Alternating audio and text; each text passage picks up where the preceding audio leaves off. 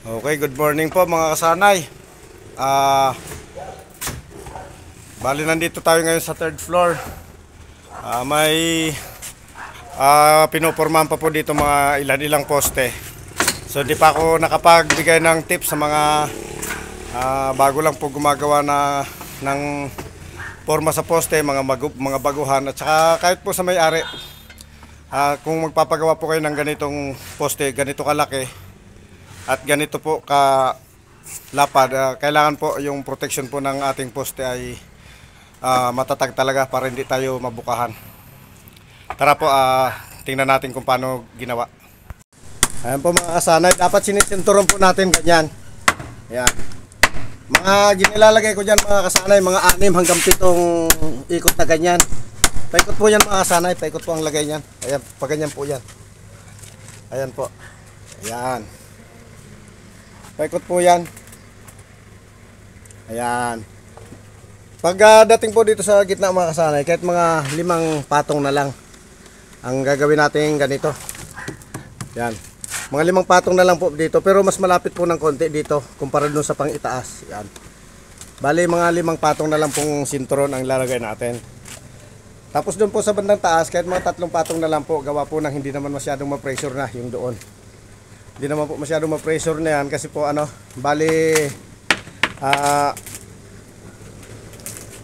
konti na lang po yung bigat ng halo na dadalhin niya kasi hindi po parehas doon sa baba na na mas mabigat kasi dala niya po yung pressure nung nakapatong pa hanggang taas na halo.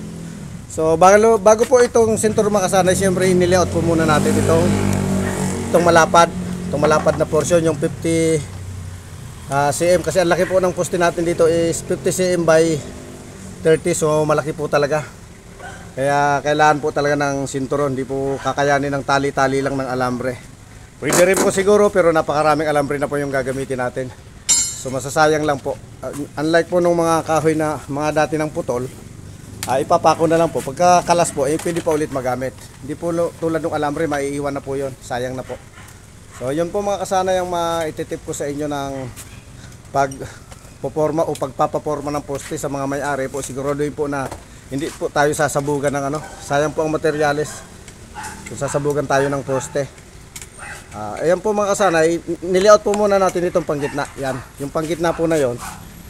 Yan, nilayout po muna natin yan. Nung nakahulog na po ng dalawang side,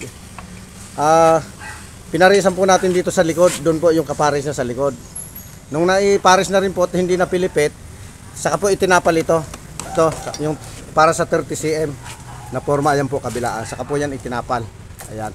Sa mga kasanay, pag may hollow blocks pong susunod, dapat nakaabang yung dowels. Ayan. May dowels na po yan. Horizontal pala mga kasanay, sorry. Ayan. Nakabang na po yan para matibay po yung ating kakabit na hollow blocks. Ayan.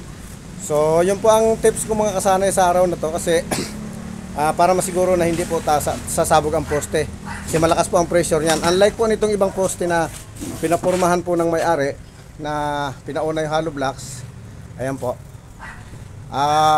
Kuha po sa yan, kaya po sa tali yan. Ayan po, may tali tayong dalawa sa taas, dalawa sa bandang taas, dalawa po sa gitna at saka sa baba po ayan dalawa. Bali 8 tali po yan na alambre nakapilipit, 3. Pagka mga ganyan po, kaya po yan kasi manipis lang po yan at saka may hollow blocks na po siya na sinasandalan, hindi pa syadong ma-pressure mga kasanay.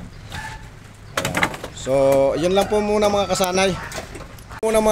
At ako po ay magpapasalamat sa panonood yung muli at pansamantala po. Ako po ay magpapaalam. Paalam po.